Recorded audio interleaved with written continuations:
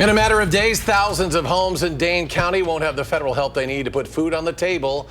How local groups are stepping up. Plus, a look at the pros and cons of data centers as communities across southern Wisconsin push back against proposals. And later, what's being called the storm of the century, tearing through Jamaica with a Category 5 Hurricane Melissa. We'll tell you where it's headed next. And you're watching News 3 Now at 5. Thanks for staying with us. We begin with some breaking news. We're learning more tonight, some new information about a cold case in Sun Prairie. The police department just wrapped up a press conference where they gave us an update. And our Marin Rosen is live tonight in Sun Prairie. Marin, what did we learn? After over a year, Sun Prairie police arrested a suspect in connection to a shooting last October that left one dead and one injured near the intersection of Martin and Elm Street. 22-year-old Zachary O'Connell was taken into custody around 6 o'clock this morning with the help of the Dane County Sheriff's Department for 1 count of first-degree intentional homicide and 2 counts of recklessly endangering safety. We did everything we possibly can to make sure that we provided closure not only to the victim's family of this horrific and tragic shooting in our city, but to all the people that live in that neighborhood.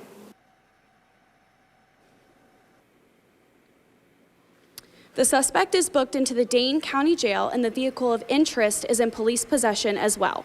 Sun Prairie police say they are still looking for a possible motive. Reporting in Sun Prairie, Marin Rosen, News 3 Now. All right, Marin, thank you. We turn now to weather, fairly typical out there for October.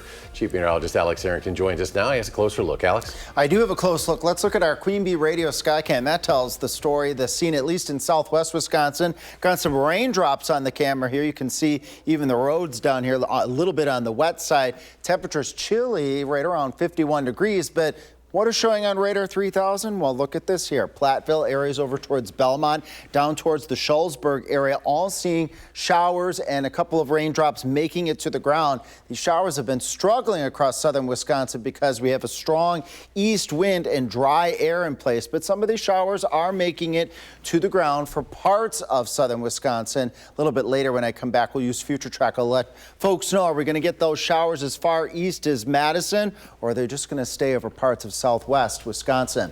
Right now, temperatures in the 50s across all of southern Wisconsin.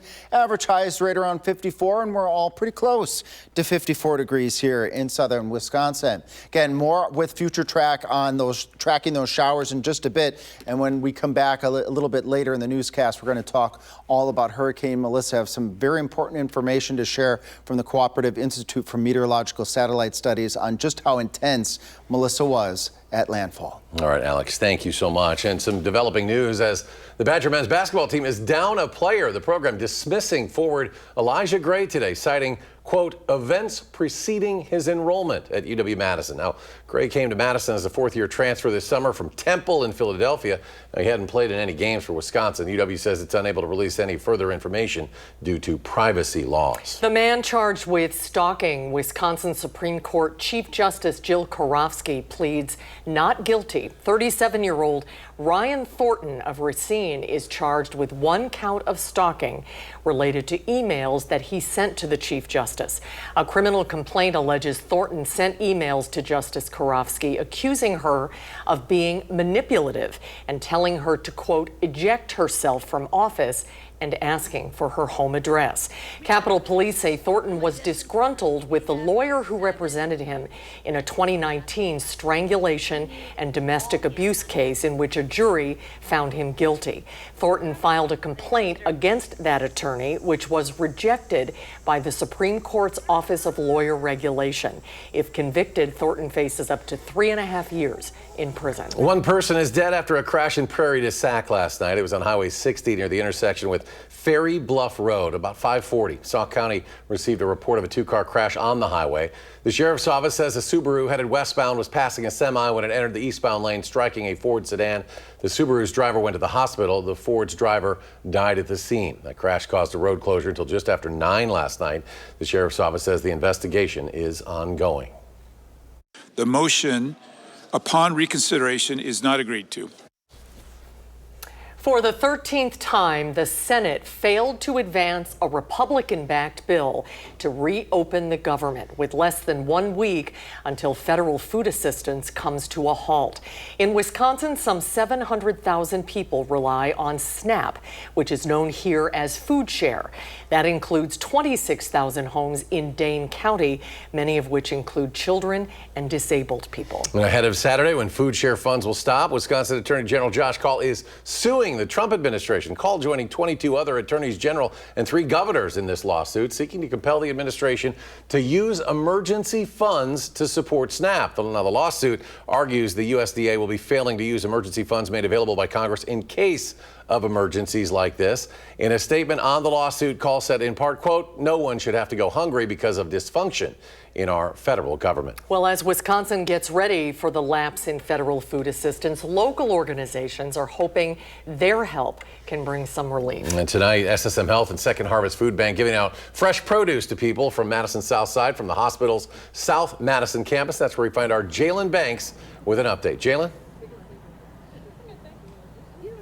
Eric and Susan, as you guys just mentioned, I'm on Madison South Side at the South Campus of SSM Health. Again, they're partnering with Second Harvest Food Bank, giving out free and fresh produce to residents in the South Madison area. Now, since we're here, I'm just going to show you some of the things that they have available for the residents in the area. We've got lettuce, we've got peppers, we've got carrots, apples, potatoes, you name it. The produce in particular was picked out by staff members of SSM Health, choosing specific things that are seasonal and are harder to get in this area in Madison. Now, earlier I had the chance to speak with SSM Health on the importance of being able to serve those facing food insecurity in South Madison and in the area. When we first started advertising this and sending it out to the neighborhood and to our community partners and area schools, it was overwhelmingly positive that we were doing this and bringing it out to people and not making it easy to access food. Since we started the event tonight, we had some people in line waiting for us to open, which was really awesome to see, actually, and also really devastating that people are waiting because there's lack of access out there. Now, today's giveaway ends at 6 o'clock, but those that aren't able to make it out, the food here that doesn't end up getting picked up will be transferred to the Triangle neighborhood for those there as well. We have resources on our website for those, again, facing food insecurity and, during these times during the government shutdown where SNAP and food share benefits may be, winding down. Again, you can find those on our website. Just go over to channel3000.com. But for now, reporting on Madison South Side, Jalen Banks, News 3 Now. All right, Jalen, so important. And it's healthy food, too, which is so hard to get. Jalen, thank you. Now, you can find all of our coverage on how the shutdown is impacting Wisconsin at channel3000.com. You can receive updates directly to your phone with our free mobile app. The governor's sweeping plan to overhaul the state's aging prisons will move forward. This afternoon, a bipartisan subcommittee of the State Building Commission approved releasing $15 million for the plan, despite objections from some Republicans. The plan seeks to address ongoing problems at the state's prisons, which have included inmate deaths, assaults against staff, investigations, and rising maintenance costs. The governor will start with closing Wisconsin's troubled Lincoln Hills and Copper Lake juvenile correctional facilities and building a new one near Madison. It also proposes that the state's oldest prison, that's in Waupun, be converted from a maximum security prison to a medium security center focused on job training. Now, in total, the plan would reduce the overall capacity of the state's prison system by 700 beds. That's something Republicans oppose. Well, right now, several communities across our area are worried about potential data centers coming to their backyards. In less than a week, we've seen protests against building centers in Vienna, also in Janesville. And we've also heard from the DeForest administrator that the company proposing that center in Vienna, QTS Data Centers, has approached the village of DeForest about possibly annexing land for a center there. Our Elia Liberté joins us now with why these facilities have communities up in arms. Ellie? Well, a big reason is just how much energy these AI data centers use. Now, these centers, like your phone or computer, store and compute data, but on a much larger scale, and they use a lot of water to cool down all that hardware. Now, Clean Wisconsin, an environmental advocacy agency, estimates the Mount Pleasant and Port Washington centers alone require the same amount of energy needed to power 4.3 million Wisconsin homes. But for a city like Janesville, facilities like these also bring economic growth and jobs. They do create significant amounts of taxable value within the community, more so than any other single project possibly could in this day and age. The things that raises concern are, the power consumption, how that would impact the city itself. There's also obvious concerns about water consumption that come up. Now, in Janesville, the proposed data center would sit on a nearly 250-acre lot, which is home to the city's old employer of General Motors. That is still very much in the beginning stages, months of negotiations if the city continues to go through with it. We will continue to follow it, Ellie. Thank you. Still ahead tonight at 5, people in Jamaica are currently experiencing the country's strongest hurricane on record. This is a monster storm. We'll have a look at the damage so far and where Hurricane Melissa is headed next. Plus, as we approach the month-long mark of a federal government shutdown, air traffic controllers are seeing paychecks with $0. The consequences that's having on airports nationwide. On Wall Street today, stocks pushed further into record heights. The Dow ended the day jumping another 162 points. The Nasdaq adds 190. S&P 500 gains almost 16. We'll be right back. We do have some breaking news. We are learning that the embattled beagle breeder Ridgeland Farms will close its beagle breeding facility. That announcement comes in reaction to a special prosecutor seeking charges of felony animal cruelty. It also follows extensive reporting from News 3 Now on the breeder and the accusations against it. In Jamaica, flooded roads, bridges, and widespread internet outages are taking hold as Hurricane Melissa is now centered off the northern coast of the island nation. The Category 5 storm made landfall earlier this afternoon. Melissa is expected to leave catastrophic damage and a humanitarian crisis in its wake. CBS News' Jason Allen is riding out the storm in the capital city of Kingston. Hurricane Melissa slammed into Jamaica with winds up to 185 miles per hour and heavy rains. Today will be very difficult for tens of thousands, if not millions of people in Jamaica. Roofs will be tested, floodwater will rise, isolation will become a harsh reality for many. The National Hurricane Center issued a dire warning. Within the eye wall, total structural failure is likely. This video U.S. Air Force hurricane hunters took inside the storm shows a massive wall of clouds. Jamaica, this is not the time to be brave. Don't bet against Melissa. For days, government officials pleaded with people to find safe shelter outside of the strength of these winds. There are aid teams that are on the ground here to assess the damage once the storm clears, and agencies that are ready to fly in supplies. Jamaicans living in the U.S. are watching the storm closely. Minneapolis restaurant owner Tommy Beavis says he's been in constant communication with family and friends back home. They've been doing a good job stocking up on food, and we're just hoping that they have enough. And then the aftermath of the hurricane, with the flooding, with the devastation, we're hoping that they will have the resources for the immediate recovery as well as the long-term rebuilding. Melissa's next target, Cuba. Authorities there say they've already evacuated more than 500,000 people from low-lying areas. Jason Allen, CBS News, Kingston, Jamaica.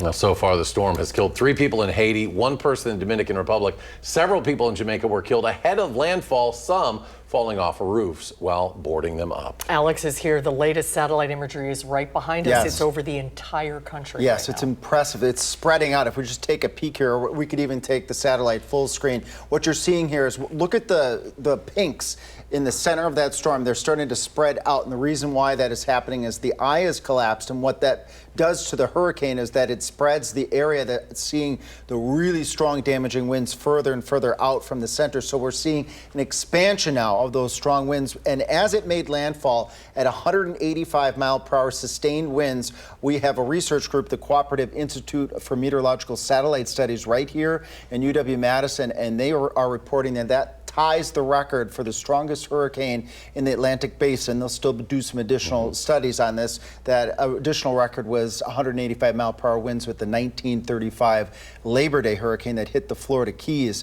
But they also had an instrument that they dropped into the eye wall itself to measure wind, moisture, etc. And just before it reached the surface of before the hurricane made landfall, so this would be over water, they measured, and this still needs to be verified, winds up to 250 miles per hour. well. And to put that into perspective, we were talking offline in the commercial break.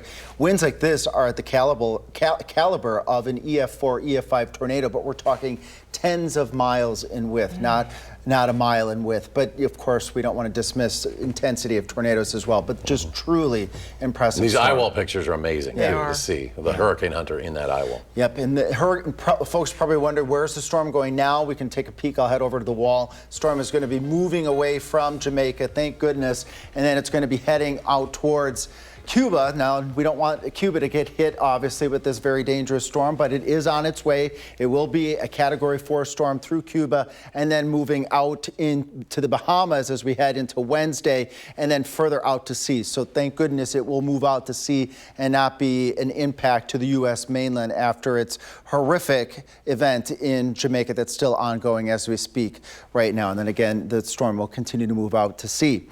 Now, here in Platteville, totally different story here. We have a couple of raindrops, no severe weather. Thank goodness, right? Here's some raindrops falling on our Queen Bee Radio Skycam, and you can see those raindrops here. Platteville over towards Belmont, down towards the Schultzburg area on Radar 3000 as we speak. Widening it out here, just a concentrated area of a few showers stretching from Viroqua to Lone Rock to Platteville, down towards the Darlington area. What's it going to do? Well, as we head into the evening hours, those showers are actually going to move to the west as east winds with this weather system draw in dry air. And it's even going to be dry enough that it's going to help scour out the clouds. Watch this line stretching from the Dells to Watertown at 2 o'clock in the morning. Quickly sweep off towards the west. That means the sun's going to come out, but it will be on the breezy side as we move into Wednesday. A tenth to a quarter of an inch, I think, would be a optimistic amount of water I think that we're going to get over parts of southwest Wisconsin just because of the sparse nature of those showers. And again, it's being eaten up by a bit of dry air. So we're not expecting a big heavy rain out of this weather system, but breezy conditions replace it Wednesday. A beautiful day on Thursday at 54. Halloween 52, a tiny chance of a shower. As we go into Saturday, we'll go down to 47 with a high of 50 on Sunday. We have that important Packers game forecast. Let's show you that here. This is an update. The shower chances are going down, which is a good thing for folks that are heading up to Lambeau Field. Chances of them getting wet are going down, but it is going to be on the chilly side, so make sure that you grab your stocking cap and your green and gold jacket for this upcoming game on Sunday. All right, Alex, thank you. Amazon is cutting 14,000 corporate jobs in its ongoing effort to slash costs. The announcement comes as the company, one of the nation's largest private employers, accelerates spending on artificial intelligence. The tech giant says the cuts are just the latest in a long line of efforts to make Amazon more efficient and focused. Amazon has over 350,000 corporate employees. The move impacts about 4% of its staff. The company says it expects to continue hiring in other areas and will offer most employees 90 days to look for a new role internally. This morning, the FAA reported several airports across the country were short-staffed as air traffic controllers missed their first full paycheck since the start of the government shutdown back on October 1st. Now, the FAA said some of the staffing problems led to delays. Controllers are, of course, considered essential staff and must work during a shutdown despite not being paid. Well, up next at 5, our senior Packers writer Jason Wilde joins us from Lambeau Field. On the heels of that win in Pittsburgh, how big of an impact Christian Watson made in his first game back in almost 10 months. We'll hear from Coach Matt LaFleur. News 3 now at 5. Welcome back. A big part of Sunday night's win for the Packers over the Steelers was the shot in the arm the offense got from the return of Christian Watson. Our News 3 Now senior Packers writer Jason Wilde is at Lambeau Field with a closer look at the impact of Watson's first game of the season. Earlier this week, Packers head coach Matt LaFleur was asked if he was surprised in any way by what Christian Watson was able to do upon his return from the physically unable to perform list, having not played in a game since January 5th when he tore his ACL out here at Lambeau Field in the regular season finale. Matt LaFleur was very clear. Everything he saw, he had been seeing in practice, and Christian Watson delivered once the game began. Same thing that we've been seeing in practice. Guy that just, obviously, he brings an element to our offense and to our team, just the size, the speed, And I've talked about it many times, just his versatility. So I think that definitely showed true, because you saw his presence felt not only in the passing game with those explosion plays, but also as a blocker downfield. I mean, he had a heck of a block on Tucker's, his first touchdown. There was some good stuff in the run game. So he's just a really valuable piece for us. Watson finished with 4 receptions for 86 yards. He had a magnificent return to the lineup, and the Packers will be expecting even more from him when they take on the Carolina Panthers here at Lambeau Field on Sunday. We'll have full coverage leading into the game and of the game itself on our website, channel3000.com. And while you're there, make sure you sign up for our Packers newsletter, which delivers our coverage directly to your inbox every single day. In Green Bay at Lambeau Field, Jason Wilde, channel3000.com. Jason, thank you. Alex is back. Final check of the weather after a short break. The big change is coming to the world of sports betting. And Hurricane Melissa is now battering Jamaica as the strongest Atlantic storm to ever make landfall on the island. We'll take you there tonight on the CBS Evening News. Coming up tonight at 6, it is rivalry week in Wisconsin. Sports director Andrew Banster previews the Badgers games this week, who they're set to take on the ice, and a huge matchup in volleyball Friday night. Join us in a half hour after the CBS Evening News. The annual Santa Cycle Rampage is coming back to Madison this year. Organizers say they expect hundreds of Santas, reindeer, and elves to come out on the 7-mile slow roll bike race. The event starts and ends at Breeze Stevens Field. It's on December 13th, but registration is open right now. That is a great shot on the Capitol steps. We have the link if you want to register on channel3000.com. And they're looking ahead to Christmas. You're looking at it Friday night, and it's looking like a pretty good Halloween. Yeah, we're not going to get snow this time around. I promise you. We're not Save gonna that for have snow. Christmas. Yeah, save that for December. Yes. Halloween's looking pretty good. Just a tiny chance of shower temperatures in the lower 50s.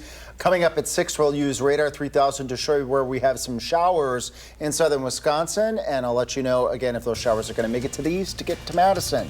That's at 6. Okay. Thank you, Alex. Thanks for watching at 5, everybody. The CBS Evening News is coming up next.